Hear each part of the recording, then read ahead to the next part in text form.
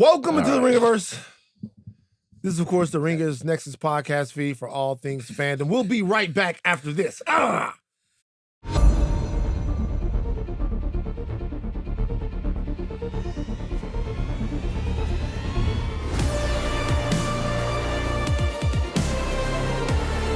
Follow us on socials. Insta, Twitter, Facebook, and TikTok. Jomi, wait, you didn't intro us. Yeah. Oh, I apologize. God damn. Oh, wow. We're not doing that today. Why not? I was just joking. Are we going to address the Steve, prop? the architect, Ahlman, the builder and tinker of things. Jomi, the explainer. You got questions, he's got answers. Old man Van, he is a receding resurgent hairline. Cold Baby Chuck, the toy for killer closer. We're together, we're known as today. The Midnight Boys. Put that down, please. I found this outside. You don't even know what it is. No, it looks like a hinge of some sort. Aleya, It's like do a you know bracket. what this is? Yeah, it's a bracket to brace the sign behind you. To brace what sign? That Those sign? signs. But So if this to falls, me, we'll know why. we're talking about Game of Thrones, and this could be like a medieval torture sort of device or a weapon of some You sort. think that's what Ramsey Bolton was using on Reek? Probably to take off the To cut his Now we tweety got off? Aryan too coming into Ed's fucking bedroom. Smashing Crazy. pistachios with that. making a brother into a sister. Nasty word. Yuck. Hey, like, comment, subscribe, share. Share this episode to someone, should I say, that loves this content, that you think will love these conversations. Share this with somebody who loves the Midnight Boys, okay? Or you think would love the Midnight Boys. Jomi, is there anything interesting happening on social media? Dog, they're loving the Game of Thrones content. They're really messing with it. Who's loving it? The people, the likes, the followers, it's all going up because people are messing with the content. Guys, continue to like and follow for more, man. We're here. We're making it. A lot of opinions about the lightsaber battle discussion. Right. You guys, I don't run from anything. I don't run from debate. I don't run from conversation. If you think that lightsaber, people hit me up, Van, you love Luke Skywalker so much, and you're not saying that he was involved in any iconic lightsaber battles.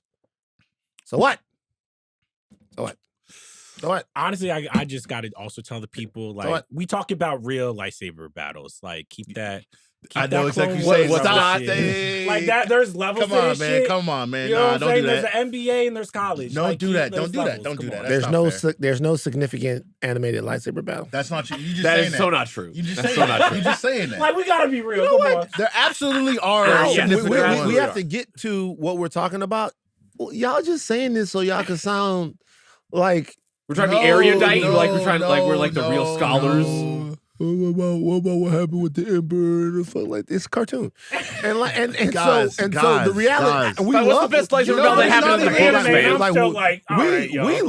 we love it. No, you don't. You We don't. love- You don't. You I don't. do. You Van, don't. what's the You greatest don't. lightsaber You battle know, you read tell about? me We love it. Any You don't. Clone Wars or Rebels lightsaber battle is just as good as Duel of the Fates. You're lying. Nobody Who's said far, you're nobody. lying. I Luke would. versus Vader, lie. I wouldn't say that. Animated is different, guys. No, but It I is. think if you're having like a robust discussion, if you actually want to Robust. talk about the totality Totality. of the Enterprise, then those must Enterprise. be included. Yeah. Show me. Then you would mention those. Oh my You would God. talk about Ahsoka versus Maul. No, you wouldn't. on Ahsoka Mandalore. versus Vader. Yes, you would. Yes. It's a cartoon. You would.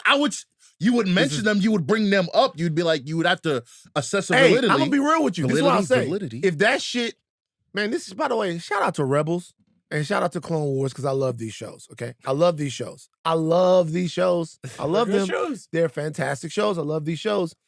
If that shit was like Demon Slayer level animation, Oh, for God's sake! Then- Let's go. First of all, that if costs that Let's shit go. was like if that Right. shit was like Demon Slayer, right. That costs level $1 trillion. animation, what cost $1 trillion? Demon Slayer. It Well, didn't cost Demon- that much Hey, money. Work, damn. They could have. Excuses, whack. They could have. They could have done it. Look, even that, Nasty you guys. word. It's Star Wars. Only Okay. it only counts if it's live action. Yes, that's what I'm saying. That's There you insane. go. Can I give you guys a- all right? okay. Okay, that's where you're at. That's okay. Can you guys think of anything that is as compelling in animation when it started in live action? Now, it's one thing if something is always animated, Right. Then it has its own expectation. Mhm. It comes with its own set. This is a good question. But like, put if Lower Decks something up there. starts, if something starts live action, then you animate it. What you see in your mind and how you come to it is different. It normally now. I would say sometimes, a lot of times, if shit starts animated and then gets live action, it's kind of the same shit. You're used. Well, all right, so what about something like Batman the Animated Series? What about it? Technically, wait, did we get a Batman cartoon first, or did No, we got live no, action we got Batman. Adam Yeah. West first? Right. We got Adam West, But it's like based off a comic. So yeah, but the that's animated kind of- series came after like Keaton's Batman. For But sure. I will tell you this though, that animated series is a complete reimagining of the Batman tale of that time. It's its own thing. Now, if they took that animated series and tried to do it live action, I think that would be a high bar. I mean, I would argue that, and I'm trying to think, and maybe like the audience can help me, you guys can help me, but just off the top of my head, I think Star Wars is probably the only major franchise that did this, whereas Yeah. like the animation is canon to the movies, the live action movies. So you have to like, when you build the whole canon, that it does matter. Yeah, but I think they hem themselves in because I think the general populace don't give a shit about those cartoons. And then that's nothing against the cartoons. It's just most people are kind of like, what? I think Right. that's fair for most people to have that, but for the four of us sitting at this table, you gotta give it credence. yeah. Yeah, I and didn't say it. Hold on, You hold on. literally- we're giving it credence, What did I but say? we're having a Spend that 45 seconds. we're to having you a say big you hold on, don't hold on, we're having care. a big Hold on, bro hold on. talk You about just said you lightsaber don't care. battles. Hold on for a second. I You don't just said you understand. didn't care. No, I said I literally said, I looked in the camera, run this back, make it in black and white. I said, I love Rebels and I love Clone Wars. By the way, shout out to Rebels and shout out to Clone Wars because I love these shows, okay? I love these shows. I love these shows. I love them. They're fantastic shows. I love these shows. I love the cartoons. But then also 15 you don't seconds care. earlier, you don't. No, what I'm saying is, if we're talking about specific, those shows have specific things that they do story-wise to make the entire lore bigger. Yeah, That is very meaningful. However, if we're talking about specific action stuff and visual delights and dazzling and all of that stuff like that, once you've seen it live action, it's harder to connect with it in animation. there are levels to it. Like that, I think there this is a is. softer CR take on animation. I disagree That with what you're nigga, saying. that nigga CR I said, disagree. He don't I don't like watch animation at all. cartoons. Yeah. that was so fucking He crazy. he fucked with Blue Eyed Samurai, and that was like the one nigga, crossover that CR he did. said, I said, hey, CR, do you care about this? CR's response was, Is it animated? I don't watch cartoons. I was like, fuck. I almost felt, by the way, Fuck me.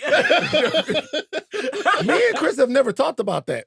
I felt played a little Do bit. you think he fucked with Demon Slayer? Like if I didn't know Chris as well as I knew Chris, I'd have responded like, fuck you, nigga. I'm trying to tell you that this is good. And you come back at me What like, were you I trying don't to watch. get him to watch? Let me look it up because it's in here That's somewhere. so funny. Like, I'm gonna search this in my messages. It just says That's I one don't of my. watch. That's one of my I favorite don't. things. Just be like, "Hey, Chris, man, you gonna watch How to Train Your Dragon?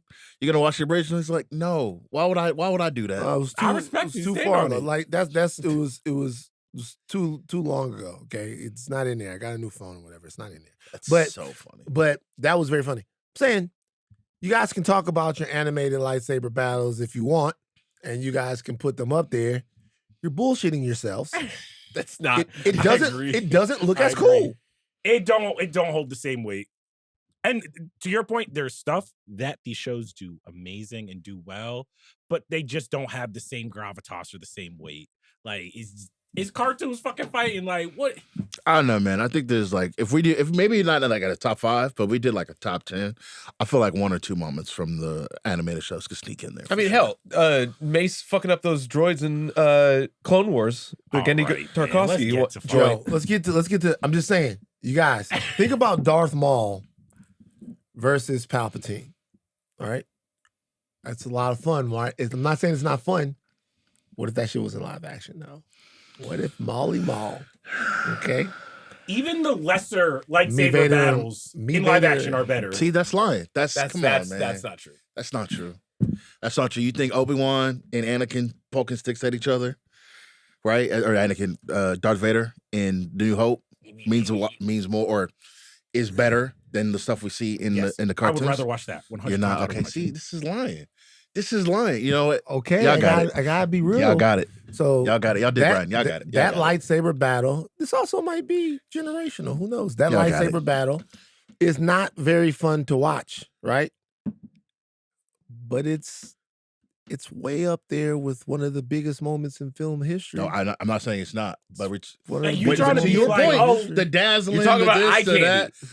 They just going like yeah, this. but here's the thing: in film, when two lightsabers like hit each other, Right. there is a feeling of from the sound to the weight it's shot. You're just like, oh my gosh, these are real fucking weapons. And then when you watch the cartoons, you're like, these are cartoons doing fucking backflips. Like it don't hit the same, It's and just it's baffling. okay. Yeah. It's just Can I say something? baffling. Can I say something else? Okay. Last thing I'll say about This this. is some real old man stuff between you guys It right could now. be. Wait, man. It's just some real get off my lawn I type want to stuff. let everybody know something here, just so we know this. Everybody in the Midnight Boys is basically 30 now. Okay, so these niggas play this dumbass shit. When we started this bitch, all right. When we started this bitch, you was a baby. You was kind of a baby. You was a baby. Guess what? Ain't no more babies no more. It's not Midnight Boys, it's Okay. Midnight Men. I'm inching closer to 50, and all of these niggas is old. So Whoa, 33 is old now? it's not old. But we're past the right. We're not whippersnapper age. I We're know not- them whips then snapped. But I'll say this. Cartoons sometimes there's a trade-off. I'll say this about cartoons. Like I go in and I watch like Wall-E. Mhm. And I'm Yeah. in this constant state of tears the entire time. Flow, same thing. Yeah. Yeah. Flow, the same thing, because the animation is able to capture something that I don't know if it reminds me of my Yeah, just leave it right Keep it there. there. Just, Leave yeah, it just right leave there. it right there. Keep it No. right- No, I don't no, know. no. I don't know if it reminds me of my childhood or if I doesn't even surrender listen- emotionally to stories about belonging and togetherness and being an outcast. All of that stuff is incredibly effective in animation for me. Like anytime a character is alone, anytime a character is like searching for themselves, or like all that stuff works a lot because it reminds me of kind of the stuff I would watch when I was a kid, and I'm almost more connected to that in animation. Mhm. But if you're talking about like action and stuff like that, like it's harder for animation to kind of get me there. It is. I think it's hard even for the Clone Wars and Rebels art style to get there. Like Demon Slayer, it's just like, oh, this is hand drawn. So you can mess with perspective and a lot of other things. Clone Wars Rebels, they are trying to replicate live action. Their models have to do what human bodies do, where it's like, you can only get so far with that. Yeah. I don't know, man. Disagree. Hey, guess what? I gotta disagree. This is an agree. What's your favorite lightsaber battle from Clone Wars and all Rebels and all that? It's Maul versus Ahsoka in the finale. Yeah. Like I that. can't That's even special. remember a lightsaber battle from them shows. Yeah. I mean, you also have what's it called? Obi-Wan Maul rematch. I mean, it's not really a battle, is it? That's emotional. It's though. emotional Hey, though. yeah, You talk about hold emotional on, hold on, moments. hold on. Yeah. That one is cold. Just Obi-Wan Maul rematch. Obi-Wan Maul rematch 3 moves Yep. and let me And then no, they're just sizing up the stances. for, like- size up the stance. Like he gets him real quick. Now I will say I don't know that it makes a lot of sense that he would fuck over him that quickly. Why What are you not? talking about? Because I mean, he goes. Can't remember the exact forms, but he goes into the form that he had when they first fought, and then Maul matches him, and then he goes into another form. It's like 3 different changes. And then he's like, boom. And because he left himself open, he's like, that guy has not learned anything over the last how many years. I think it's and a- I've grown. I think it was an interesting story point. I also think that the Obi-Wan television show kind of plays with it a little bit. It makes it less believable that would happen when Obi-Wan was so out of practice for so long. Meanwhile, Well, I mean, this is after this, right? I know it's after that, but so then, how much time, whatever. All I'm saying is I can see that, though. I can see what I you mean. think that one's really cool because, but also the moment really matters. That battle doesn't go on for very long. Mhm. The moment is really what matters. Yeah. And him, Darth Maul piecing out like that. I guess he's dead. Darth Maul piecing out like that He's actually not dead, right? No, he's dead. He's there. He dies yes. there, but who knows? Yeah, who knows? Who knows? Darth Maul piecing out like that, and him and Obi-Wan having that moment in animation, that really works. That might have been cheesy in live action, but in animation, I was like, oh shit, Maul is kind of like an orphan of evil. Honestly, He I wish never they really would've had a brought- chance. Maul should have been in the live action Obi-Wan show. We should have had a lot more live That would action have been. Maul. That would have been crazy. That would have been. They crazy. really blew it with Molly like Maul. killing him in episode 1 and then All just right. thinking that they couldn't use him again. Me Vader and Molly Maul at the crib. What was going on at the crib? Can we talk about giving We're on YouTube. Like, comment, subscribe, share. You can watch every Midnight Boys and House of R episode on youtube.com/@Ringerverse. And on Spotify. On Sundays, Talk to Thrones will be back. Mal, Joanna, No Cartoon Chris, returning back to No cartoon, Westeros Chris. for a Night of the Seven Kingdoms, along with the House of R doing their deep dives. They're doubling up. Well, it won't be on Sunday because this Super Bowl. episode, it's coming out. The episode comes Super out Bowl Friday. Oh, shit. At Give me, midnight. give me guys your Super Bowl picks. Who's gonna win the game? I got this. I got the Seahawks by 3 scores. Hawks. Hawks. All right, now watch them come out and lose. Wait, did y'all also hear? Yeah. We not getting no trailers. There's rumors Marvel not dropping shit. Good. We not get good. Nah, Yeah, fine, see, fine. here's That's how they play you. So it's not really playing. I said this on Twitter. They moving like Puck. They moving like we back. We got this thing. The movies better be hitting.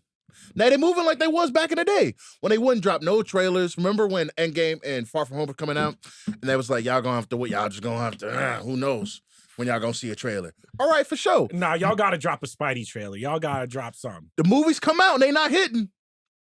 We gotta have a conversation. We gotta have a big conversation. I mean, 'Cause this is make be, or break. you can't be moving like you the big guy on campus again. We got When it's 4 been- teasers and we still don't got a full trailer. What's going on? Come on now. I Yeah, want what's the going movies to on? be good. I'm excited, but you can't act like this now. Like after the last couple of years, you've been having. Come on, man. More button mash coming up as well. All kinds of button mash stuff going on. I'll say this to Seahawks Nation. I'm being serious. You must win. Yeah. I'm saying this to the Seahawks, and I'm not even joking. If the Seahawks lose the Super Bowl, they are my most hated NFL team. What will happen for us, the people of the Ringer, the employees of the Ringer, if the Patriots win a Super Bowl is unthinkable. It's a dark cloud that will come over these offices. What will go on here in this place, Can't even imagine. in this culture, if the Patriots win this Super Bowl? This particular one. They probably gonna win some in the future with Drake May. It's Yeah. probably gonna happen. Probably. But if they win this one, Oh my God. a flukish, weird, we're not supposed to be their championship. If this one happens Oh jeez. after a very short time in the football wilderness, we'll be immiserated. I can't even imagine. We'll be immiserated in ways that we don't want to experience. And I'm just letting the Seahawks know something here. If that happens, I will blame you. Sam Darnold, can you hear me? You Jackson Smith and Chipper, can you hear me? this Lock nigga, in. This nigga joking. I'm being for real. No, are you serious? Okay. I hate the Patriots just as much as you do. Get it done. Lock in, please. I'm Please. sick of this goddamn shit. All right, on today's show, the Midnight Boys react to episode 4 of A Night of the Seven Kingdoms. In order to do that, we're going to have to talk about this show, which means there might be some spoilers. So that means you have to have a spoiler warning. We're getting ready to talk about Night of the Seven Kingdoms. You're listening to a reaction podcast. The spoilers are coming. Chuck, Midnight Manifest. All right, this is your Midnight Manifest for Night of the Seven Kingdoms, episode 4, titled 7, directed by Sarah Adina Smith, written by Aziza Barnes, Annie Julia Wyman, and Ira Parker.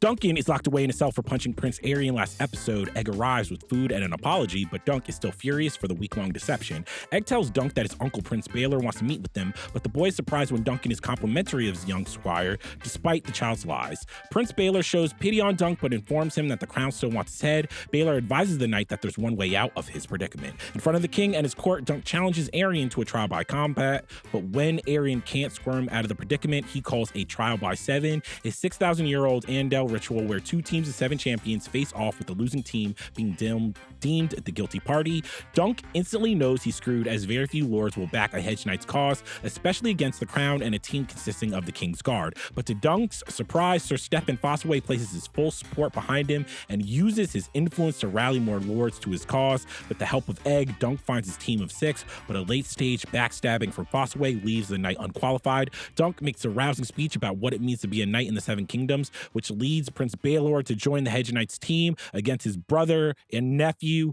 That has been your Midnight Manifest for A Knight of the 7 Kingdoms. Van, before I start with you, this might have been my favorite episode of the season so far. The chills. This is everything I want in TV, in our little fandom space. When you first saw 7, what were your thoughts? 7, the movie, Brad Pitt. To the box. I was like scared of that movie. This is fantastic, perfect. Yeah. Like perfect episode of television. Very, very interesting to me in that this episode is the last episode is kind of the one that the TV show is the egg reveal. The television show is working itself to that episode to see whether or not it's got you deep enough into this world for that payoff to really matter to you. And if that payoff matters, then the show is working. This show, right on the heels of that one, which is another reason why these being 30 minutes is so meaningful, because if they weren't 30 minutes, this might have happened all in the same episode. Yeah. Right. Probably not, though. You probably would have had the egg reveal at the end of one, and then this one would have been a lot longer with more stuff at the end of it. But the fact that they're both shorter, they're half hour, means that you can orient them both around these 2 happenings, these 2 surprises that say so much about the world and the characters. Like, the surprises in the show are always good. Yeah. Very rarely are they as thematically important as these 2 have been in the last couple of shows. And this one it tells you everything you need to know about Baelor, how gallant, how chivalrous, tells you that idea of being a knight isn't dead. And it sets up the stakes of the battle to come. And then throughout this whole thing, the first real test of Egg and Dunk's relationship. Starting the episode with that, Mm-hmm. with how angry Dunk was at Egg, was a moment where I was like, oh, even I'm forgetting the actor who plays Dunk. Peter Claffery? Claffery, I have to say, everything from what he does in that cell with Egg to the end where he makes that big speech, I'm like, oh, this is a star-making performance. This is the type of episode when you watch where you're like, oh, not only do I see what the casting director and the showrunner saw in him, I was like, yo, this is like fucking Captain America Avengers fucking Assemble type shit. Dude. I got chills. I was like, oh, fuck. Well, he also in this episode gets to kind of run through the full range and gamut of emotions. Yep. Yeah. Mm-hmm. And he changes a little bit. His anger, a lot of what the character has been about before this is about what he didn't know. Mhm. What he doesn't know, the world that he doesn't understand. This is now a world to where he does know something. Yeah. He knows what he did was stupid but right. He knows what Egg did was understandable but wrong. Mm-hmm. And even though he's still trying to figure out his way, he knows he has to fight Yes. now in order to save his life and to move on. So the character is a little bit more resolute, desperate in confidence, but still confident in what he has to do. I think the real magic, at least for me, was I knew the ending, what would happen. I knew Stephen Fossaway would betray him. I knew Baelor would come out and take up his seventh sword. But in that moment, standing in front of the TV watching. To your point, yeah, bro. I was standing. That's how much it meant, bro. When he's giving the speech, are there no true knights among you? I was I'm like, cheering in come my seat. I was on. like, fuck yeah. I'm like, come on, talk to him. And then the doors open and the Game of Thrones music come on, and I'm cheering like Ron Artest just hit that 3 against Boston, baby. I'm like, let's go. Come on. I will take Sir Duncan's side. Are you kidding me, man? That's what it's about. That's what it means, bro. That meant something to me, man. Wow. One of the best episodes of TV I've seen in a long time. I don't know if there's like a rolling list, but definitely the best episode of TV this year so far. I love this episode. No, it was incredible. At the end of this episode, this is the first time where I'm like, if this does everything, if this sticks the landing like this, I feel a 12 coming on from me on the midnight. Truly, this is shaping up to be one of my favorite Game of Thrones things. Well, it doesn't ever. have Game Changer is the only thing it doesn't have yet. Well, that's the thing. That's though. the only thing it doesn't have. But I'm with Steve. This is the thing, though. Sorry, Like, I mean, this what? is. I'm not mad at it. I'm not mad at the take. I am not saying that. I am not saying that this Pre-12. is like a guaranteed 12, but like this has the momentum to me of like this is how I felt after Never More Than 12 in One Way Out of Andor's arc came out, where I'm like, this is something fucking different. And I've loved this show because it's done a lot of things that Game of Thrones never does, and it mainly involves giving me hope and characters that I love.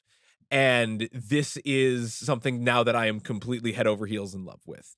I think seeing the performances now are fully realized. I think Egg's like acts of like sorrow and subservience to Dunk, even when he is that powerful prince that has every bit of power over him as much as he can. He could have been righteous, he could have been angry, but he's very apologetic and sorry. And he's not a prince in that moment because he is with his knight and wants to learn from him and genuinely cares for him. The evolution that comes from everything that has come from the end of this episode to now, I was fully bought in. I can't agree more. This is one of the best episodes. You said something. When I watched this episode, I was like, oh, I am getting the Andor feeling, even though this show isn't Andor. I think when, like, in our space, when we watched that, a lot of the things that people celebrated about that show were the fact that it's so detailed and it's showing us sides of the world that we hadn't necessarily seen in Star Wars. But I think sometimes a lot of the praise, it was praising the complexity of the story. And for me, this gave me the feeling of Andor because the story is so simple. This is to me is like a perfect cheeseburger. It is like, like not the craziest stuff story-wise is happening, but I care so much about the characters. The stakes are so believable. The acting is so just good. I was like, oh, we can still do this type of storytelling where it doesn't have to be an hour. It doesn't have to be fucking massive. It doesn't have to cost almost $1 billion. You can just throw really, really good characters and really, really good writing on the screen, and I can believe in a world again. So, a couple of things here that were interesting to me, specifically about the episode.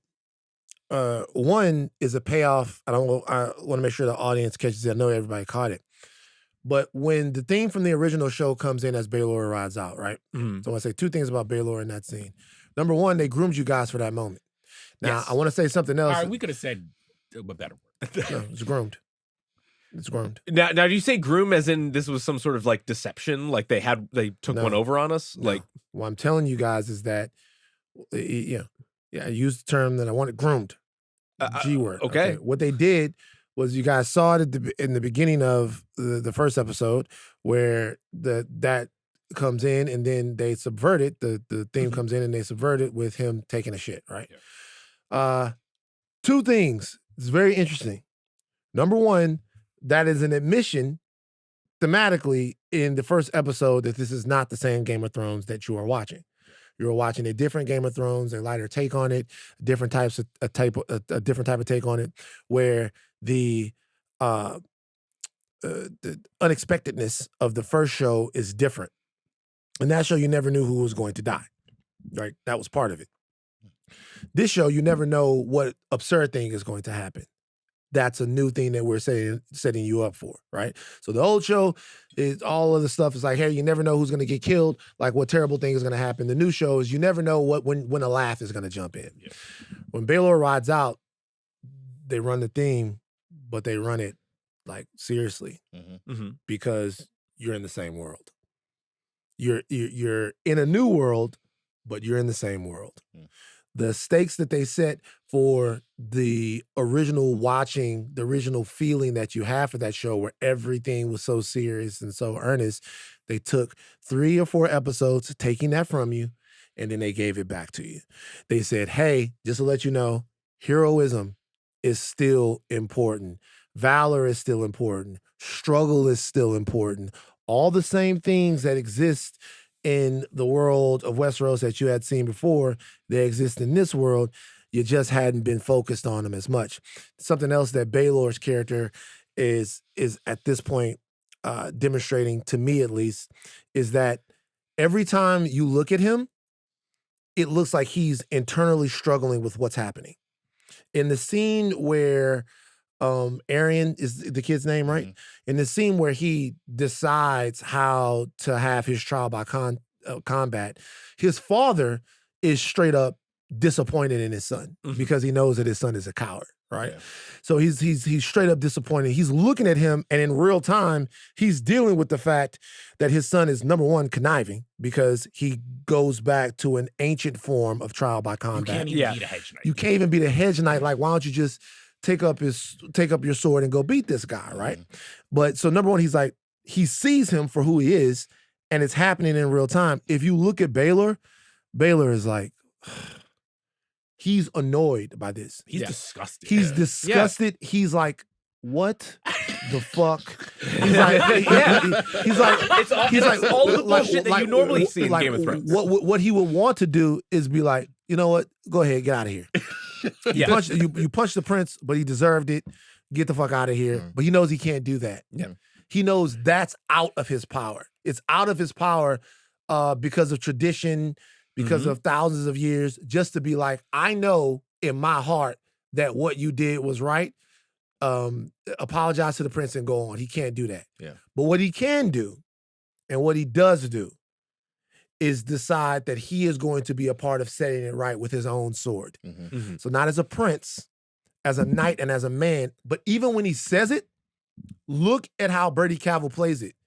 Look how the actor plays it. Even when he says it, he doesn't go, I am here and I will fight with Sir Duncan. He goes, I'm Sir Duncan's sword. He did what he was supposed to do. I will fight with him. He's even still in there. He's like, I got to do this. Yeah. There's no way I can't do it. But he almost throws the lines away. It's not reluctance, though. He's not like no. He's not reluctant. Yeah, it's more of the fact that he's forced to be in this position. It's not reluctant. It is, he's resolute. He's committed. But at the same time, this entire thing is kind of bullshit to him. Yeah. He's speaking lowly, but he's speaking softly, but as a prince and as a knight. So what he's doing is very meaningful. That moment, him riding on the horse is gonna that's gonna be the big thing. But I think a moment that is really important is when it's just him, Dunk, and Egg, when he brings him into the chamber, and he's like, he talks to Egg, and he's like, you called him, you should have called me. Right. And I think that matters because if Egg, he knows I don't know if he knows exactly what Arian did to Egg, but he knows that Arian sucks. Right. And if Arian's doing something bad and he went to Dunk instead of me, that must mean something. Yes. Right. And they don't say that explicitly, but you can see it on the actor's face. I forget his name, but he did an incredible job this episode because he's just, like, you see in his eyes where he's like, you called him instead of me. That's got to stand for something. That's got to mean something. And then when he rides out on the horse at the end, you're like, of course. Even if you don't know, he was always going to do that because, to your point, those two scenes together, he just looks at his nephew like, this is terrible. This is awful. Somebody's got to stand up for and do the right thing. That's what Dunk stands for. I'm going to stand with him. There earned moments, I think, is something that you had mentioned before when it comes to the theme music that comes here. We have the joke that we subvert the expectations of when he takes a shit in the hedge to the theme song, and then when that is reflected again, it's when he's about to face off against all of his foes. It's also, like, in my opinion, an example of the, like, capital F filmmaking that, like, is subtle but very good in this show, where not only is, I think, that the theme illustrating that he's not ready for the heroism that is going to befall upon him later on in the show. So we're not going to give you that heroism in the form of music. We're going to give that in, like, a little shit comedy moment. An earned moment to me looks like, in the filmmaking in this episode, is definitely when the younger Fossaway is being knighted. And I would have thought that, oh, this is going to be an amazing chance for Dunk to knight someone to take up arms in the cause that is reflected in him. But no, it's done by our guy, the Elder Baratheon. Lionel Baratheon, the Laughing Storm. Fucking awesome. And as he's saying the words of, like, you know, I charge you to be brave, I charge you to be just, and all of these things, it's shot with Dunk from above as if he is being knighted in these moments. And he looks up to the sky thinking of Pennytree. And in those moments, you see Pennytree's visage just being like, you got this? I mean, Dunk doesn't know how to do it. No, he doesn't know how to do it. Yeah. But it's those exact same thoughts as if he is being knighted, and it's reflecting down from the heavens to Dunk, to Baratheon, to Fossaway. And it's so beautiful. And it's something that, like, I was absolutely captivated by. And this is why I'm like, okay, we got something really precious here. I mean, I think the genius of this show is these two characters, not just Dunk and Egg, but Dunk and Baelor, have been on a collision course where it is like, the reason that they're subverting the song is because Dunk is someone who doesn't understand the Game of Thrones world. Like, we understand what the Game of Thrones world is. He doesn't. And when he's making the speech and then the Lord stands up and farts, he's like, he's imploring, he's just like, what have the Seven Kingdoms become? What do we stand on? If we don't even believe in chivalry and defending the innocent, we're savages. And you have someone like Baelor who completely knows what this world is, but still believes in knighthood. And I found it so interesting that both of these people collide at a time where, can they really change these people's thoughts? Or is it more so, hey, we have to stand on this thing, even if we know we might save Dunk's life, but are we changing the kingdom? Probably not. He's like, is Westeros too far gone at this point? Baelor is going to be king. So Baelor in this situation is interesting to me because he's, to me, setting a standard. And, you know, he's riding out there and he's fighting against his family.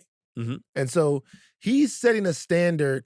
Everybody else and what they're doing, it has to do with what their beliefs are and how they want their society to operate. Like Egg has been abused by his older brother. Yeah. Right. A lot of even what he's done has been in vengeance. Right. He's been abused by his older brother.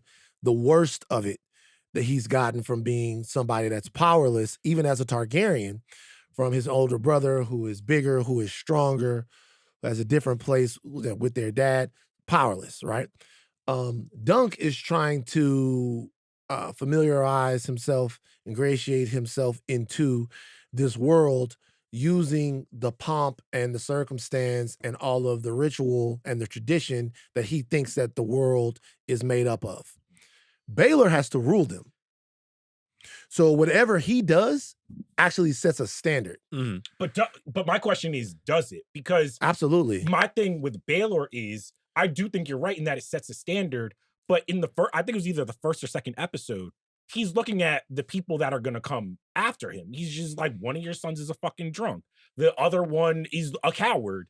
It is like, Egg is probably the only one that he can look at, and probably is why he's so disappointed, is like, this motherfucker has a chance. And I think it's interesting that Baelor, the only one of them who has black hair, is like, stands for knighthood, stands for all of these things that you want in a king, but he probably realizes is like, the entire system is so corrupt. Well, I mean, but the reason why he stands for those things, in my opinion, and the reason why he stands for them, not reluctantly, but the reason why he stands for them against his family is because to him, those things matter more. He's been fair this entire time. Oh yeah. Not even fair. He's been magnanimous. He's been what you would want a king or somebody that is in power to be. He looked at Dunk, remembered some things about Dunk, not quite sure about the validity of Dunk's knighthood or anything, but literally looks at him, in my opinion, and goes, well, why shouldn't he be a knight? Yeah. I know a bunch of knights. Knights ain't shit. Yeah. You know what I'm saying? Like, you want your chance to be a knight. You want your chance to exist in this world as this thing. Why shouldn't you get the chance? He literally think about because when it's just him and Dunk, I was like, wait, why would Baelor tell Dunk to do a trial by combat?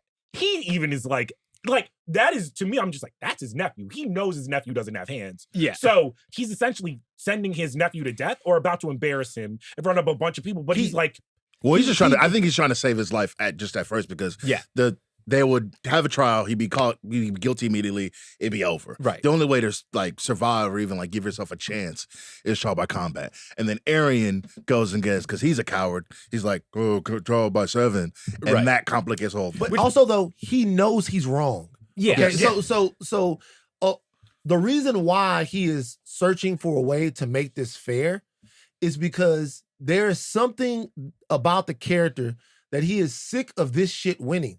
He's a prince. First of all, his history and his father's history probably plays into this, right? Well, yo, Jomi explainer. Yeah. Or Lord talking about the Van. Blackfire Rebellion? Yeah, well, not just the Blackfire Rebellion, but the rebellion is one thing, but the fact that his father, the good king, Darren the First, rejected by his grandfather, who was a fucking terrible king, right? Who saw more of himself in the children that he fathered outside of the line because those children looked more royal. They looked more Targaryen. It wasn't about their makeup or anything real. It was about cosmetics. Baelor, to me, in this show, is sort of rejecting the cosmetic aspect of knighthood, the cosmetic aspect of royalty. Like, what do you actually stand about and what's real? So when he comes out there, he goes, hey, he was protecting the weak. I'm with that. Yeah. Even if my family is not. So even if my family is not, that's why I say he's setting the standard. He goes, that is what I am about. Which brings a question though, like if you guys are Maker, right, and your son was out there acting a fool, and now you got a trial by 7, you know, put your shield on, put your fit on, and go fight for your son, even though like he a dummy, he was like probably in the wrong. I feel sorry for Maker. I don't. I'll tell you why I feel sorry for him. He is an interesting character in that, like, that's a profound question. Like, that's like Bryan Cranston from Your Honor or something like that. Like, that's a profound question. He is, all of this stuff, he's so indoctrinated into the way things have always been that he's surprised by the cowardice of his son. Yeah. He's surprised by how sniveling he is. He's surprised by how double dealing he is. Like, if you watch everything that's happening, he's looking like, did I raise this guy? Yeah, he's like, I don't even know what you're talking about. Like, how do you even know about that? No, I thought it was a very, very good shot of just how annoying Aryan is breaking the walnuts while everybody's being very, very serious. And his father just like it dawning on him slowly, like, wait, are you like, not only are you a coward, but like he sees like his son's wheels turning, like, Aryan knows I can't face this guy. Yeah. Which I'm also like, wait, why can't you? You've had all of the training. Oh, he doesn't know. Hold on, wait. Be clear. He doesn't know that he can't beat Dunk. We've never seen Dunk fight. He knows Dunk is big and Dunk got a lick on him. It's just beneath him. Yeah. Like, you think that? Oh, yeah. No, Dunk is not a worthy adversary. He's a coward, don't get me wrong. Oh, that like he doesn't deserve to fight him. Yeah, he's like this whole thing is not worth my sweat. He's a coward, don't get me wrong. I don't think he's trying to fight him at all. I think he thinks that he doesn't think Dunk can get 7 guys. And if you don't get 7, you die immediately. Well, I think he also, this speaks to his cruelty. I think he wants to embarrass Dunk. I think it's like, hey, if I have to go out here anyway, I'm going to take this 6,000-year-old ritual to almost twist the knife and almost make your death even worse. Because like that's what I think is so just interesting about Dunk, because he goes through everything. He's angry in the beginning of the episode. He's distraught when he's like, I can't get 6 other lords on my side. Right. And then by the end, he's like, if I'm gonna die, I need to stand on something. Let's be specific about the character here. We saw him in the joust already. What did he do? Lowered his little thing. Yeah. He did not compete in that joust in an honorable way. Yeah. His character, to me, I haven't read anything more about that, about this, is the idea of the subversion of honor. Mm-hmm. It's the idea that you can get so powerful that the rules do not apply to you. Exactly. And the very notion that the rules do apply to you bothers you. Mm-hmm. Like the very notion that you should be held to any type of a standard that bothers you. It's like you're insulted by someone saying that any old school, old timey ritual is even something that should be, that you should have to like adhere to. Right. Because I'm a dragon, I'm a Targaryen. And so every single time he is asked to just do the thing, he finds a way out of it. He cheats a little bit, or he goes into an old obscure rule, because this world has been so oriented around him that there's always something he can do to avoid accountability. And Baelor just goes, no, you're fighting today. But let's not skip one thing. I thought it was so funny. Egg and Darian seem so tired. They're like, this motherfucker think he a dragon. Yeah. He's crazy. Yeah. I started laughing. They seem so done with him as a sibling. Yeah. They're like, bro, he is off his fucking rock. That dude, man. So we didn't mention it. I think actually we cut it out of last episode, but Darren was the first guy we meet, the Targaryen we meet in the show. That's not true. He meets Egg outside, but he talks to him in the inn. He's like, I dreamt of you, right? And we're not supposed to know who that is, but that is Maekar's oldest son, Darren the Drunken, aka Darren the Dreamer, right? Arryn Brightflame II, the third son, who they sent off to the Citadel. They talked about on Talk Thrones, so I'm going to talk about it right here. Is Maester Aemon, that we meet in Game of Thrones. The old guy who becomes like one of Jon's homies, is the third son of Maekar from this show, which is interesting. I mean, I will say that was the actor who played him. I had already seen it online. I'm like, oh, yo, that's my boy. You about to come? Yeah. That's what I'm like, I know you. He plays that really well, by the way. Oh, like, dude, it's an incredible thing to see, like a character. How old is that character? Old as shit. I mean, Egg in the books is like 10, so he's probably like 13, 12. I mean, how old is it by the time we meet him in Game of Thrones? Like 70s. No, 70s, brother. He's in his hundreds. He's got to be. He's in his hundreds. Oh, bro. shit. Yeah, no, sorry. This is like, I keep forgetting that this is like it's like 100 90 years to 100. So like he's probably like in his like either late 90s or early hundreds by the time we meet him. But it's always interesting to see like the character taken on by another actor and then seeing what personality that he brings to that, because he's not like, he's a piece of shit for lying on Dunk's name and to just like snivel his way out of it. But I like that he is kind of the middle ground, the positive plus middle ground of those two brothers to like connive their way out of something for their own gains, but then immediately know that they fucked up and they got to make it right in some way. That boy was like, hey, look, I got to stand with my brother. Yeah. Just hit me on the head. I'm going to lie down. Don't worry about me, big dog. I got to do what I got to do. At the same time, I'm not trying to get involved. A reason why the character is not totally detestable is because the lie he tells is off screen. Yes. Right. So we don't see the moment where he tells that lie. Yeah. So if we saw the moment where he's asked about that and he doesn't tell the truth. He tells the people, for people who might have missed it, he tells his dad and Darren, or Baelor, sorry, that they absconded with Egg. Like he stole Egg. He stole Egg and so we don't see him tell that lie. So that's something that happens in their little family, whatever, blonde dragon people and all of that shit. Aliens. Every time we see him, he is in really brutal and embarrassing truth. Yeah. Every time we see him in total admittance of his cowardice. We see him struggling and dealing with his alcoholism. We see him tortured by his dreams. We see authenticity. and vulnerability. And so even when he looks at him and he goes, my lie might have cost you your life, and if so, I'm sorry. I felt bad for him. Yeah.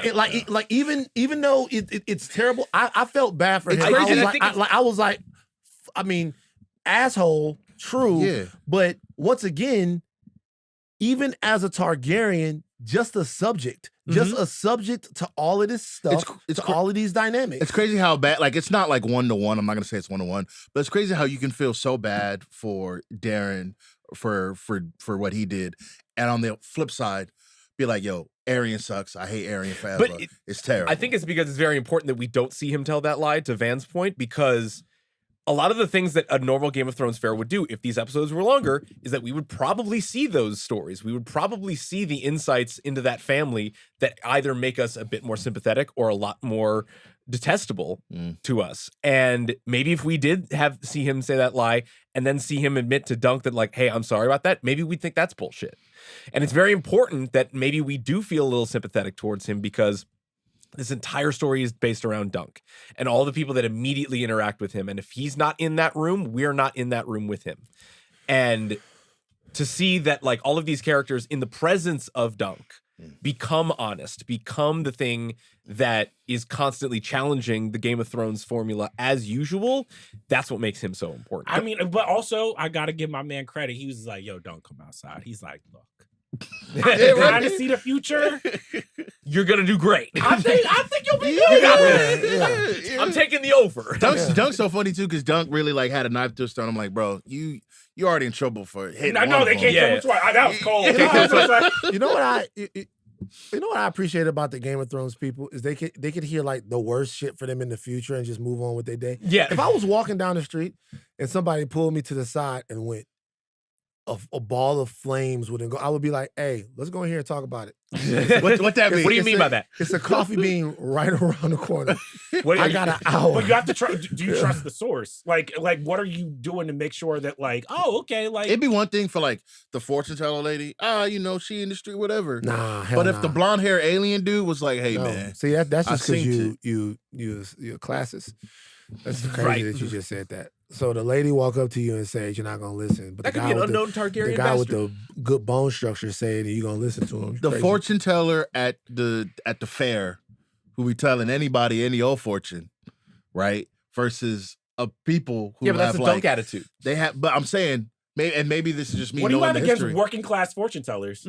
It's not that. Y'all hear this? You know what I have? Y'all hear how problematic this is? There's a history of I can't remember his name, but the person who first, the Doom of Valyria, right? And they moved from Valyria to Dragonstone because they had Because of a that dream. prophecy. Because Yeah, of a yeah. prophecy. Yeah. These are things that happen in this lineage. If I know a guy who has Yeah, descended but from people Dunk- who dream and Dunk tell the don't know truth, Dunk doesn't know that, but I know that. Yeah, but And so so if I'm saying, if somebody told me that the dude who, well, people know about So you a Valyria. Targaryen? You're a so wait, no, Targaryen. it's the Hold on, wait a philosophy that second. Wait prophecies are a second. Wait a second. I think You're a Targaryen dick rider. Target. You're a dragon so rider. you Hold ain't on, low. So what about the lady from Jomi the last Dragon episode? Rider. Jomi the dragon rider. You're a dragon rider. Fan, You're on you a are dragon You're a rider. dragon rider. You're a Targaryen dragon rider. Again, it's based on facts in quotations. Nothing's real. But if I knew somebody who had a history of telling the truth or You want telling the Aryan prophecies, fortune tellers Bruh. is crazy. And I'm- Stilgar. Stilgar is crazy. Listen, okay. No, He's listen too to the proud lady to admit that outside. he is. I'm not listening to the lady outside. It could be just any old stranger. Hey man, you gonna die. If somebody walked up to you in the street and was like, "Hey man, you gonna die in a fire," We you gotta gonna talk. listen to that. We have to talk about it. But if They're going what's to your get they're going to get a discussion from me. I'm gonna take them to the side. I'm gonna be like, "Hey, I'll take you to Baelor tonight. Tell me what you know." Like, I want to know. Can we talk about the fossil ways real quick? man, And fuck that elder fossil ways. So I gotta talk about my apples, man. Stefan, man. There's something else the show did that was really awesome. Is the elder fossil way. When he was talking, if you didn't know, when he was, if you didn't know how this was going to end up, like how this was going to happen, when he was talking to Dunk, you got the feeling that maybe what he was saying could be genuine Mhm. based upon the fact that the last time we had seen the fossil ways talking about the Targaryens, they yeah. were very Hate them upset. Oh yeah. They were very upset. So this guy's an asshole. But the question would be, what would he be willing to risk in order to halfway depose or take a chunk out of the ass of the Targaryen dynasty, right? And then you find out that there is still something that allows these people to rule. A lot of this show is doing something. The House of the Dragon is almost the opposite of House of the Dragon. House of the Dragon, you're completely in total understanding of why the Targaryens have Westeros. Yeah. There's no doubt about it. All right? Shut the fuck up. Shut up. I'll burn your face off, okay? All right? My dragon has a cool name. I'll fly him to your place, burn your face off. Like, it makes that civil war more compelling that it's essentially two nuclear power nations going against each other, Yeah. right? And they don't even realize that they're destroying the central source of their power. This is different, though. This show is like us watching why they have some of the power that they still have, watching them come to terms with the fact that they're not the same way that they used to be, that they used to be. Darian says, hey, we used to ride on the backs of dragons. It's hard to imagine that now. It's hard to think about that now. Like something that we know to be so true. We see it in the Game of Thrones show in the future. We see it in the past. It's hard to think about that now. Even Tanzo, when she kills the dragon, I'm like, she's never seen a dragon before. Yeah, so to her, she's like, what are you doing? She thinks you could walk up with a knife and stab one and then kill it. Yeah. But so we see how they're able to continue to dominate the world. They can give you stuff. Mm-hmm. They still are rich. Lands and titles. They still are powerful. Lands and titles. There are still people who aren't as interested in the fact that they're poor rulers, that they're terrible rulers, that they are oftentimes not just irresponsible, but psychotic. There are people that are not interested in that. There are people that are still interested in what they can gain. And I would implore people to look around your world right now. Look around your world right now and then ask yourself, like how that sits with you, how a news guy could become the Secretary of Defense, how a podcast guy could become I don't give a fuck how y'all feel about this. I'm just going to say the thing. How a podcast guy could become the deputy director of the FBI and what it means for people to sort of subvert what they've done for grotesqueries because there is something in it for them that they never thought that they could have. You could be knighted by somebody and made the Secretary of Defense or the director of the FBI or the DNI head or the director of national intelligence. That person can knight you. And those lands and titles are meaningful in this show, but that's also how these powerful people, that's also how they get the fealty of people like that in this actual world. That is what actually happens, no matter how poor the ruler is and no matter how bad that person is for the state of the world at large. Well, going off that, the thing that I'm interested with A Night of the Seven Kingdoms and how it ends is this was in Game of Thrones always, where it's like honor in this world was almost beside the point.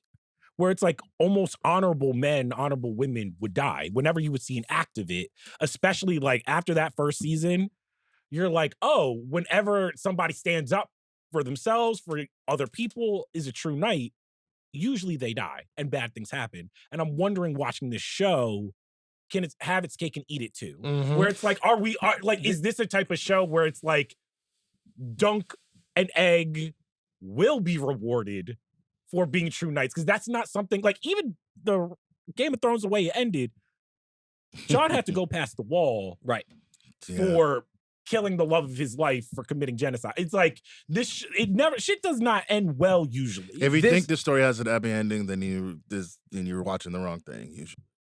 And that's where I'm usually afraid that a Game of Thrones thing will not only break my heart but get me angry at the idea, like, because this show is actually kind of starting to promise me something, that this level of idealism will be rewarded in some way. I love the idea that the temptation of those falls are always ever present. I like the idea that in the next episode we could possibly see Dunk subvert his honor just to win, and how he deals with that choice. I genuinely don't know what's going to come. I like the idea that isn't going to be compromised in the end, and that can hopefully be a happy, warm, fuzzy ending for me to love, but I don't know. You know what I like for heroes, especially as I get older? I don't like happy endings anymore because it's bullshit. I like endings that make sense, but more to the point, I like the demonstration of what it takes to actually make a difference. How can I put that better? So Star Wars versus Andor, right? If you look at it, the original trilogy. The original trilogy, there's catharsis between father and son. They take the empire down. We celebrate. There are all kinds of complexities that come after that. And those complexities get explored in all different types of lore. But for the moment, good beats evil. And it's very straight up, right? For most people. Even Vader dies, but he doesn't really die. Vader does die. Anakin Skywalker is born again. We see his Force Ghost, right? I think I'm past that. And the reason why I'm past it is because of what I know has happened to real heroes. I want people to know more with these stories is the price that you will pay in order to remain who you are or be something greater than who you are. And then I want stories to investigate that price. Whether or not the price is worth it, number one, for a lot of people. And I want people to see really how heroes are treated. But I don't want to, it's a little cynical, but isn't that why stories exist in the first place? So that because to your point, you can just look outside and see that. You can look out the window. Nah, I disagree. Let me tell you what I mean. Stories are supposed to be like, not real. So you get that happy ending. Sure. I disagree. Well, because it takes something, and this is why I think for these type of shows, Game of Thrones, Star Wars, properties that did start having very real world connections to wars being fought. If you take something like Lord of the Rings, I think it's good that Frodo is broken by the end of that story. Like, it's a happy ending in terms of like they get to return to the Shire, but the Shire is different. And it's like the hero who had to have this burden and fight is not the same when he returns. Similar to Andor, where it's like in real wars, in real battles, whether you have a machine gun in your hand or you were taken to the streets, most heroes die. Most heroes are not seen as heroes in their time. Right. They're deemed terrorists. They are revolution. They're all these things. And I do think that the best stories, when you're depicting warfare, when you're depicting what it takes to stand up to fascism or whatever, shows the real price of what it means to be a hero. Because for Dunk is standing in front of all of Westeros being like, do you guys believe in anything anymore? Do you stand on anything? And no one does except Baelor. And I'm like, that to me is more true to life than just saying like, hey, like you're a hero and you're going to ride off into the sunset. And I think with what we talk about, like the ideas of like happy endings, we could probably interrogate more so the storyteller and what they want to intend. When we think about like what heroes get and stand up against, it really ends up being, what does this storyteller think this hero deserves at the end of all of that? Do they deserve to die because it's a reflection of the world that they inhabit? Or do they deserve a happy ending because that heroism should be rewarded?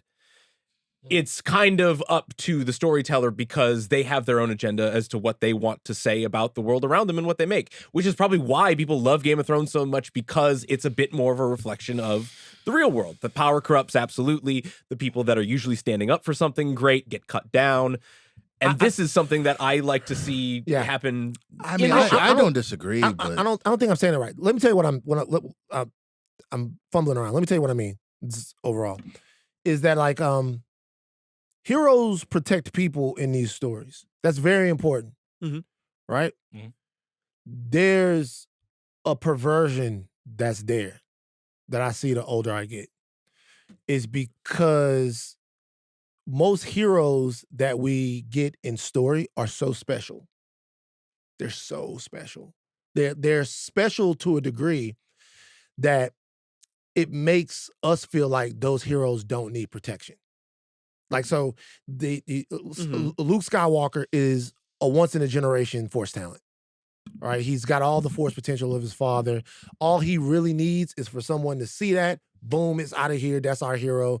Pretty impeachable, both by what he does and by who he is, which is why when I talk about Jedi, actually, it's my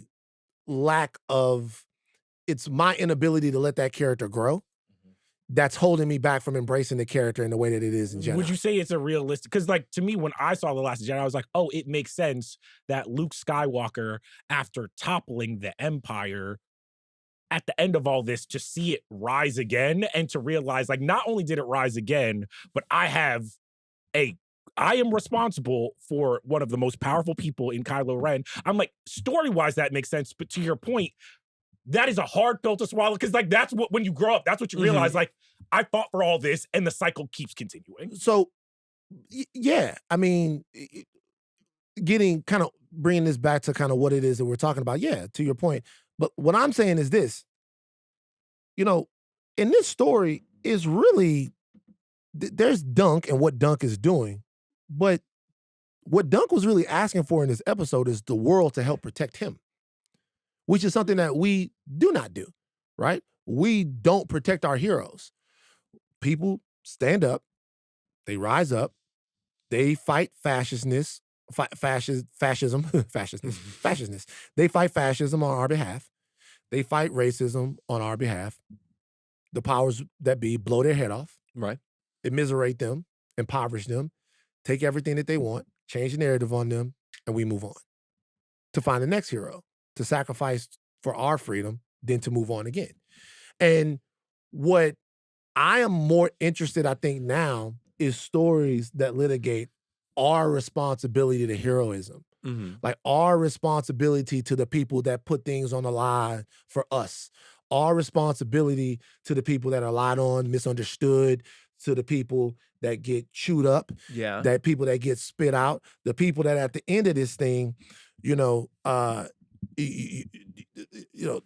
U.S. government sent the police into Fred Hampton, to a Panther pad in Chicago, and killed a 21-year-old man while he slept next to his pregnant wife. What do you owe them?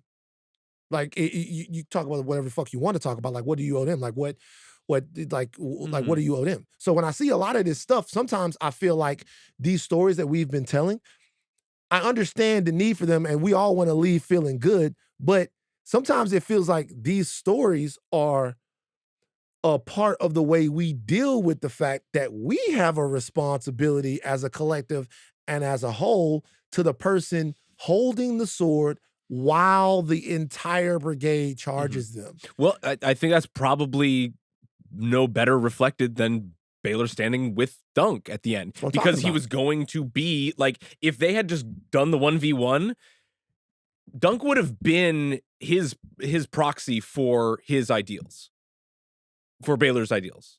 Yeah, well, but Baelor, but the fact that it's like, okay, now you actually got to stand with this guy. Are you going to do it? But Baelor is like, to me, Baelor is going, you know what? I don't know if this guy is a hero. I don't know anything about him beyond the fact that he did the fucking right thing. Yeah. And that's it. And I'm the prince, and I'm the crown prince. This is my family. All of this stuff. Set it all aside. All of this stuff. But if we don't protect that, we don't really have a world. We don't have a society. Yeah. And maybe we don't, right? Maybe we don't. So him as king, him as ruler, him as person. Mm-hmm. So now when I watch endings, I don't look for a happy ending. I look for a complicated one.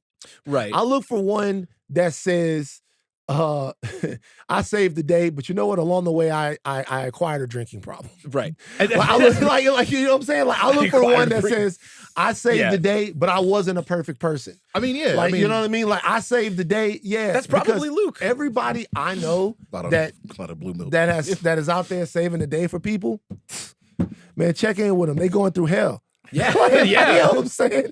Like check in with them. Like they going through hell. So I appreciate the Game of Thrones world for that, because they never let you off the hook. No. Yeah. With like, and really, to be real with you, none of the high fantasy people do. The higher the fantasy, to me, normally, the more complicated the ending for the character. Yeah. Like That's Dune. true. Like they don't let you off the hook just by going, hey. I mean, there's 20 books. Star Wars movies, they was chilling with the Ewoks. That's not high fantasy. I would It's not. It's not not. a high fantasy. And if you allow me a little bit of latitude, I read this Go for book it. series as a child called Animorphs, and it's about these 6 kids Let's go. who they get you touch an animal and they can turn animals. They have to fight Mhm. this alien invasion, whatever. The last book, spoilers for Animorphs, by the way. They have to go fight again. There's something that happens in space. They get in a spaceship. One of them dies, right, and they have to deal with it. And then the last book is them going off to space to go fight another war, and then the book ends. And I'm 12 years old, and I'm like, this is dumb, this is stupid. I want to see what happens, what happened to my guys, whatever. And then like years flash, and I'm like rereading the books. I'm like I read the last book again, and I tweet the author K.A. Applegate. I'm like, yo, why did you end the book like that? What'd you do? She responded to me. She's like, that's how it goes, man. Wars don't end. Damn. These things happen. These kids like fought wars when they were like from middle school to high school. They were teenagers, right? They don't know anything else but to fight. This is how they live. This is their life. Terrible life. That's a Some of them terrible get life. PTSD. Some of them they lost their friends, and all they know now is war, and that's Damn. that's probably all they will know, and that's why it ends like that.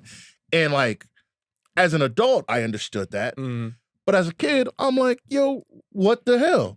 And so it really just, I think what I'm saying is like these stories, I don't know how they'll resonate. Like if that's how you wanted, if you were president of Hollywood tomorrow and that's how all the movies had to end, I don't know how that would resonate like in truth, like with everybody. But I think there is like, especially in this moment right now, it is important to be like, guys, these things like they harm people forever. Yeah, I hear you. I think it's important for me. Before we get out of here, quick story about the movie. You remember that movie, The Breakup? With Vince Vaughn Yeah. and Jen? No. Yeah. Yeah, you remember that movie? You ever seen it? I One of missed the that best, one of the most profound lines I've ever heard in my life. 4 Christmases though. Like he says, what am I doing? Being fucking awesome? Yeah. Cole Hauser? what are you doing? Being awesome? I'm Benny like, on the kick drum. Yeah. So that movie is about a breakup. Right. No, it's not. At the end of that movie, there's a tacked on scene at the end of it.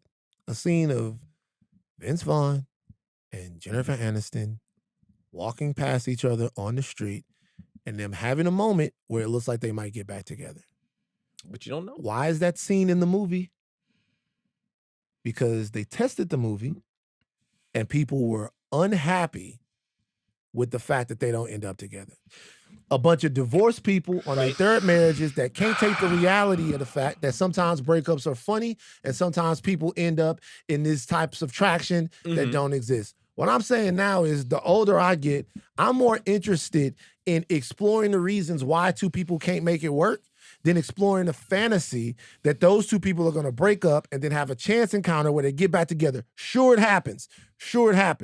But I mean, what's the percentage of people in your life, who spun the block and it ended well though? it never ends well. Never. Because Never. but having said that though, I'm not getting necessarily cynical about Jomi. I'm not being Block necessarily As a serial block spinner, it's not worked for me. Okay. But some people. Jomi is a serial Jomi's block spinner. But all I'm saying is I appreciate a little salt now. Sure. I appreciate sometimes somebody saying, you know what? This person was the hero of this story. They are forever transformed. This person is the hero of this story. This is what it cost. Like, because it's going to cost. Y'all going to have to not go to work. Y'all going to have to general strike. All of this Disney shit got you waiting for the next person that's going to fucking save you is you. And it's always been you. Yeah, fuck it.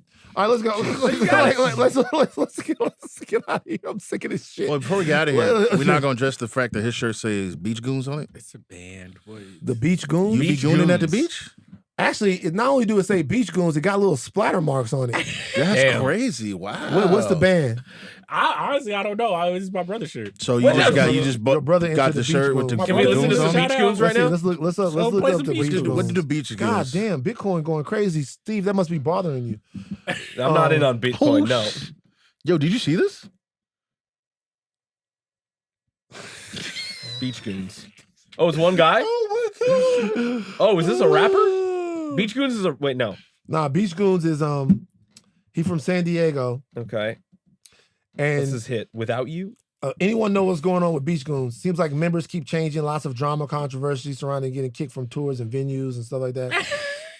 Beach Goons is like, I guess I can't. It doesn't seem like it's one guy. It's a surf. Yeah, my brother is into like waves, that type of. Your brother surfs? Oh, this is like indie. No, waves is also a rock.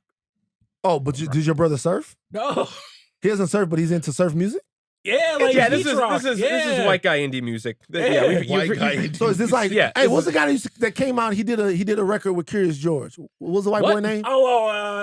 Jack Johnson? Jack Johnson. Jack Johnson. Yeah, Jack Johnson. Upside. Oh, that's it. Yeah. Hey, Banana Jack Johnson. pancakes? Yeah, I don't know. Dude. Jack Johnson. He did a record with Johnson? Curious George. I remember I saw the record. I He was did like, a record with Curious. No, he did. It was on a beat with Curious. It was with the Curious George movie. That song. That wait a song second. is good. He didn't do a record where he featured Curious George I on don't that know bitch. if he featured Curious I George, but don't it was think definitely for the Curious movie. George was featured on Upside Down. I don't think he Upside Down, talks. bro. Upside Down is What's the song? Hold on, Jack Johnson. It's Upside Down. That was for Curious George? Oh, it was for the Curious George soundtrack. Man, that was a hit. That might have been All I remember, I don't remember the record. All I remember was a video where Curious George was in that bitch. I thought this nigga did a You record. thought with Curious Curious George George. was on the vocals? I completely forgot that this was for the movie. It was for the Yeah. Upside Down. That might Okay. be the best movie tie-in song ever. It's a great one. All right. So fucking. One of. Dude. Okay, all right, Well, then name honestly, them. Oh, okay. Give me something. Give me Okay, something. Men in Black. Oh, Men shit. in Yeah. Black. We can't Shit, actually that's say good. what the number one was. Like this shit was being sung at graduations for decades. What? I Believe I Can Fly. I don't know. I don't know We that. can't say that. Like, I mean, can't we say can that. say We it. can't say I don't. it. I'm not gonna It's- pick yeah. it, but like that did damage. That did a lot. It was. I mean, Fly could be up there.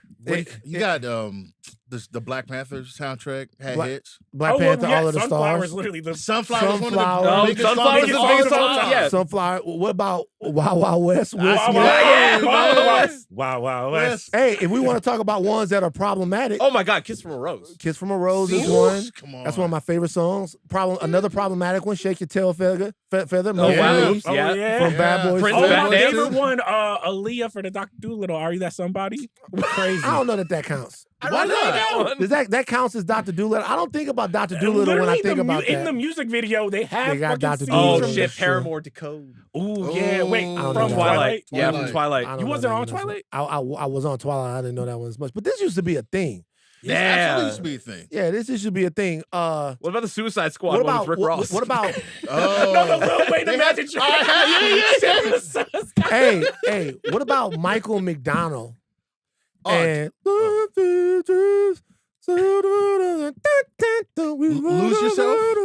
Oh, shit, Lose Yourself. That Damn don't it. count. That don't count. Wait, why does that Why does it not count? Wait, why does that not count? I don't feel like lose yourself count. That's literally Definitely it got an Lose Yourself Oscar. count. What are you That don't- talking that- about? that don't- I don't Wait, feel like wait, that what count. does Whoop That Trick count? Yeah.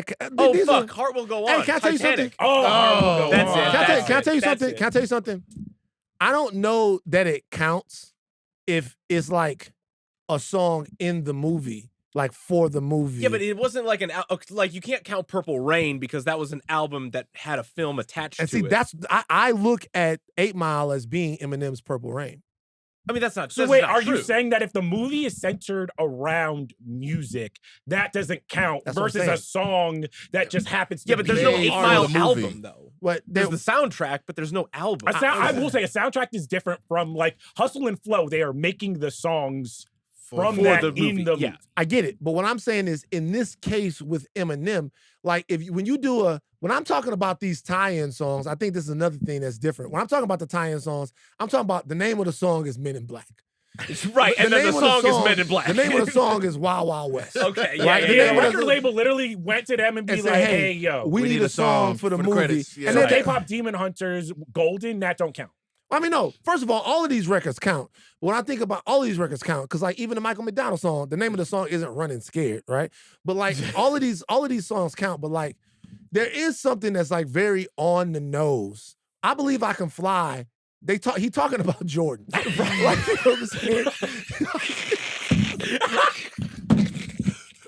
And it's out the butt where Rashad McKay is. Yo, it's all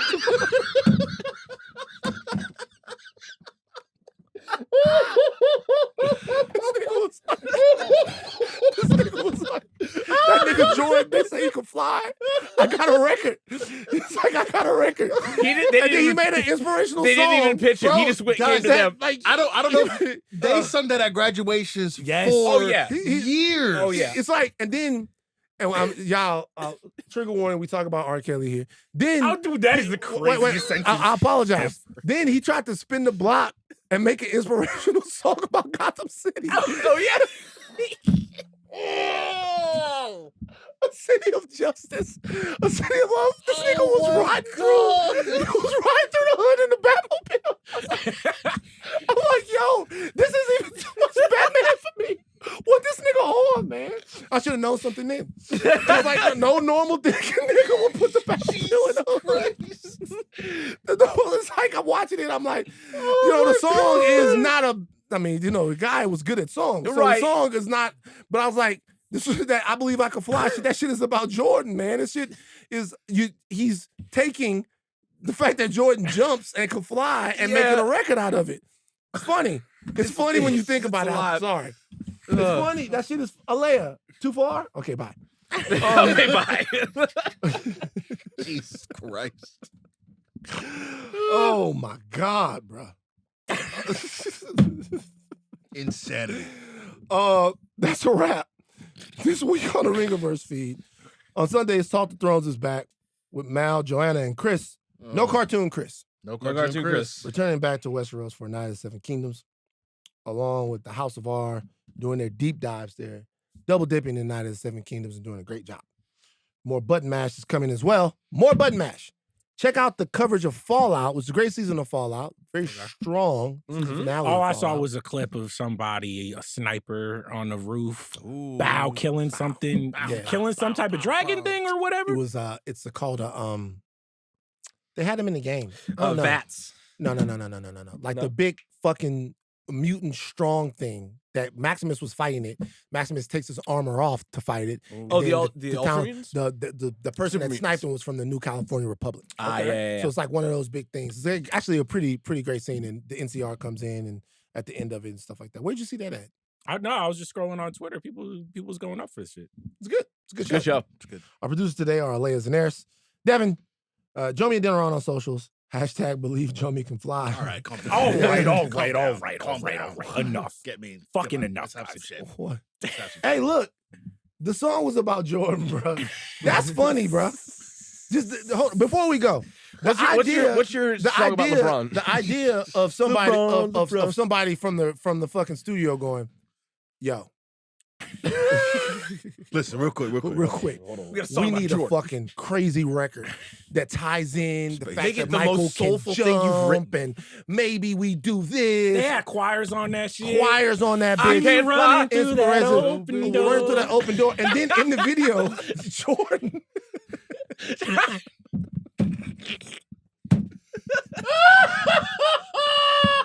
But it's also crazy because I'm just like, you imagine being in the studio. Yeah, it's about Mike, but also the Looney Tunes are going to be up. Yeah, you're like, what? And I made a hit. We're not laughing at the record. At the absurdity. We're Yeah, laughing it's at the fact that all of this stuff, even like our podcast, this whole podcast, which is 2 hours about Game of Thrones, it's funny. It's funny. Yeah. It's funny, The 90s was crazy. bruh. Just doing anything. I'll never Bruh. do it again. Just Bruh. doing anything. Bruh, I remember I used to be like working out shooting basketball, going, we're the first, last, and only down defense against the worst coming in the universe. So don't fear us, dear us, everyone to get near us. That shit is about the Men in Black. Here comes That shit is, but that shit, like, it's a verse in that bitch about the neuralizer. Yeah. He says, see my noisy cricket get wicked on it. That's a gun from the movie. Like, that's funny, bro. Noisy cricket Dog, wicked dog, on it is great. Alien dancing next to Yeah. us. That's funny. I used to be on that shit, like for real, like spitting that shit like it was a Nas, nigga. Like that shit was going I up. thought just based off the Wild Wild West song, I thought that movie was gonna be fire. Oh man, it kind of was. That movie was worth it for one scene. We know. Oh, yeah? Yeah, Oh, man. for real? We know. I looked at it right there. It's never been another one. Not quite like that. All right. Man. All right. All right, man. Thank you. So, End the podcast. we're not supposed to laugh. The song about Jordan. The nigga in jail. The song about Jordan is funny. All right, let's go. sick ass. All right. Oh my God. Additional production from Arjuna Ramgopowell. Chuck, take us out. Dunk is the man. The trial of 7 begins soon. And fuck y'all little lightsaber cartoons.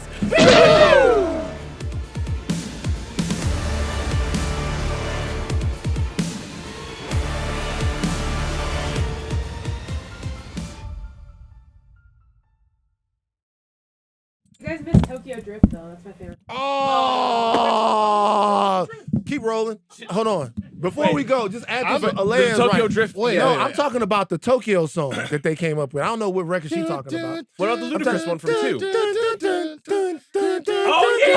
Oh, fuck yes!